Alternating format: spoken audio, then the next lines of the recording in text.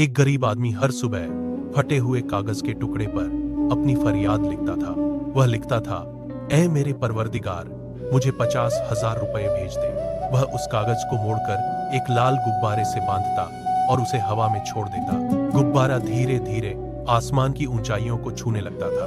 गुब्बारा हर दिन police station की छत पर उतरता। पुलिस वाले उसकी सादगी पर हंसते।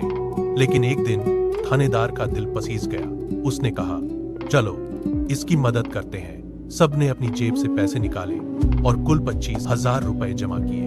उन्होंने वह रकम एक लिफाफे में डालकर उस आदमी के पते पर भिजवा दी। अगले दिन एक और गुब्बारा आया। पुलिस वालों ने उसे उत्सुकता से खोला, लेकिन पढ़ते ही सन्नाटा छा गया। उस पर लिखा था, या रब्बुल आलमीन, पैसे मिल गए, पर अगली बार पुलिस के हाथ मत भेजना।